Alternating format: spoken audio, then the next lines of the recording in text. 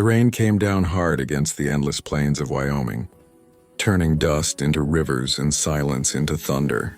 Inside a small cabin lit only by a single lantern, the sound of each raindrop on the roof was like the heartbeat of the lonely night. Eleanor Hayes sat near the hearth, her hands trembling around a chipped mug of coffee gone cold. For weeks she had tried to be strong, telling herself she could live through anything. But when the lightning struck the oak outside and the wind tore through the cracks of her old house, her will finally gave out. That was the night she left the ranch that had once been her husband's pride. The same place that now felt more like a graveyard than a home. She didn't plan to end up here. She'd only meant to follow the trail toward town. But the storm had swallowed every trace of the road. When she finally saw a faint light through the sheets of rain, she followed it as if her heart already knew where it belonged. Inside the cabin, the man who lived there had been carving a piece of cedar by the fire. He was a quiet soul, broad-shouldered and sun-worn, with eyes the color of smoke after a campfire dies out. His name was Jacob Reed, a cowboy who'd spent years drifting from one ranch to another, fixing fences, driving cattle, keeping his head down. He wasn't used to company, and when he opened the door to find Eleanor standing there soaked to the bone, he said nothing at first. He just moved aside, wordlessly offering shelter the way good men of the frontier always did. She stepped in, shivering, water dripping from her shawl onto the wooden floor. For a moment neither spoke. Only the wind howled outside and the fire cracked between them like something alive. Jacob finally poured her a cup of coffee and said quietly, "You'll catch your death if you stay out in that." His voice was low, steady, carrying the calm strength of a man who'd weathered more than one storm. Eleanor nodded but didn't drink. Her eyes were fixed on the fire, her mind somewhere else. "I wasn't running from the rain," she whispered. Jacob didn't ask what she meant. He'd learned that pain tells its story even when words don't. He'd just tossed another log into the fire and watched the sparks leap up, bright as fireflies. In the dancing light, he could see the exhaustion in her face, the kind that comes not from the body but from the heart. After a while, she began to talk.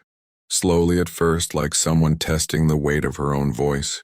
She told him about the drought, the sickness that took her husband, the debts that took the land, and the loneliness that came after. Jacob listened in silence. When she faltered, he didn't comfort her with words. He simply sat closer, letting his presence speak what language could not. The storm outside deepened, wind rattling the shutters. Jacob rose to check them, and for a moment the lantern light caught the scars on his back and arms, the old marks of hard years under the sun. Eleanor watched him quietly, something stirring in her that she couldn't name. It wasn't desire, not yet. It was recognition, a mirror of pain, of endurance. When he came back to the fire, he handed her a dry blanket and said, "You can rest here tonight. You're safe." She thanked him, her voice breaking. It had been so long since anyone had said those words to her. "You're safe," in that she almost didn't know how to believe them. Hours passed. The rain softened to a whisper, the kind that sings of morning. Eleanor lay on the cot near the fire, unable to sleep. Jacob sat at the table, the faint glow of the lamp outlining his quiet figure. He looked like a man carved from the same wood as the cabin. Solid, simple, unyielding. "Do you ever get tired of being alone?" she asked suddenly. He didn't answer right away. Then he said, "You stop noticing after a while.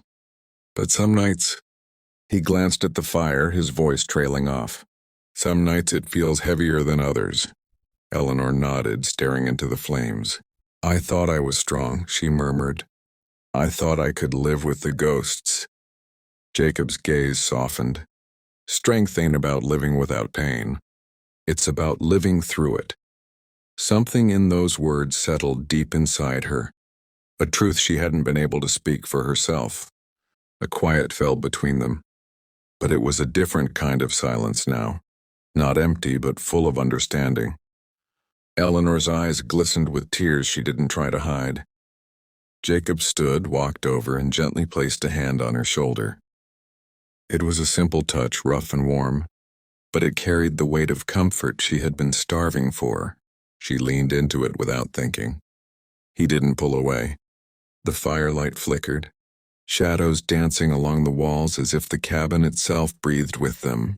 For the first time since her husband's death, Eleanor felt the ache in her chest loosen, not because the pain had vanished, but because someone finally shared it. Outside, the last of the storm faded into dawn. A faint line of light crept through the cracks in the wood, soft and gold. Jacob poured her another cup of coffee and smiled, a small, uncertain smile that looked strange on a man who'd forgotten what warmth felt like. "Morning's coming," he said. She took the cup and nodded, a hint of hope in her eyes. Maybe the world wasn't done with her yet. Maybe this cabin, this night, this stranger, wait, maybe. It was all the beginning of something she'd stopped believing in long ago. As the firelight met the first rays of sunrise, Eleanor breathed deeply and said, "Thank you, Jacob, for letting me stay." He looked at her, his jaw tightening slightly before he spoke. "You don't owe me thanks, ma'am, just rest. The trail's long, but you're not walking it alone anymore." Her lips parted, but she couldn't find words. For the first time in years, her heart whispered something other than sorrow, and though neither of them knew it, the storm that had brought her here was only the beginning. For, outside that little cabin, fate had already started to turn its wheel. The storm had passed, but its memory lingered in the scent of wet wood and the chill that clung to the morning air. Eleanor woke to the sound of birds calling faintly outside, their songs breaking through the quiet like the first signs of peace after war. The fire in the hearth had burned low, its last embers glowing faintly beneath the ashes. For a moment she didn't move. She just watched the orange light shimmer across the rough timber walls. And for the first time in months, she didn't feel the weight of emptiness pressing against her heart. Jacob was already awake, sitting by the window with his hat in his hands. He looked like a man waiting for something he didn't quite believe would come. When Eleanor stirred, he turned slightly, nodding in that silent way of his that said more than words ever could. "You sleep all right?" he asked. His voice was soft, almost hesitant. Eleanor nodded. "Better than I have in a long time." Jacob smiled faintly. "Good, you looked like you needed it." He stood and went to stoke the fire. As he moved, Eleanor noticed again the quiet strength in him, not the kind that comes from muscle or size, but the kind that comes from surviving life's hard lessons. His every gesture was measured, deliberate, as though he had learned to speak only through his actions. Watching him, she felt a strange calm settle inside her. He reminded her of the earth itself, scarred, steady, enduring. After breakfast, Jacob offered to help her fix the wagon she had left half a mile from the cabin. They worked side by side under a pale sun that broke through the gray clouds. He showed her how to patch a wheel, how to bind a splintered rim with wire. The silence between them was comfortable, filled with small glances and unspoken thoughts. Once, when she stumbled on the muddy ground, he caught her arm quickly. Their eyes met, and in that fleeting second something shifted. It wasn't spoken, but it was understood. A spark of life she thought she'd buried with her husband was still there, waiting. When they returned to the cabin, the afternoon had already faded into a golden dusk. Jacob lit the lantern again, its glow painting the room in soft amber. The smell of smoke and pine filled the air, and for a while they just sat at the table eating what little they had. Eleanor spoke of her late husband, of how kind he had been, how he'd loved the land, and how hard it was to watch everything they'd built fall apart. "It's strange," she said quietly. "You think you can't lose anymore, and then life finds a way to prove you wrong." Jacob's eyes darkened. "I know that feeling," he said. "Lost my brother to fever when I was 16. Lost my folks to debt a year later, Been running ever since. He looked into the fire. Sometimes I think maybe we're all just drifting souls, finding each other in storms. Eleanor studied him for a long moment. Then maybe this storm was meant to happen, she said softly. Jacob looked at her, the firelight flickering in his eyes. And in that look was a quiet understanding, the kind two people share. When they both know what it means, to lose everything and still find the will to stand. The wind outside picked up again, whispering through the cracks in the cabin walls. It wasn't as fierce as the night before, but enough to make the lantern sway gently. Jacob rose to secure the shutters, and when he turned back, Eleanor was standing near the fire, the light catching the soft curve of her face, the sadness melting into something tender, alive. He hesitated, his hand still resting on the doorframe. "You should get some rest," he said quietly. "It's a long ride back to town tomorrow." Eleanor turned toward him, her voice barely above a whisper. "I don't want to leave yet." He froze. For a heartbeat, the world seemed to pause with him. The rain outside, the crackle of the fire, even the faint hum of the lantern. She stepped closer, her eyes shimmering with tears that weren't of sorrow this time. "Jacob," she said, "I came here because I had nowhere left to go. But being here, I feel like I can breathe again." Jacob's jaw tightened as if he were fighting something inside him. "Eleanor, I'm just a drifter. You don't owe me your heart." She shook her head. "It's not about owing. It's about feeling alive again. You helped me remember what that feels like."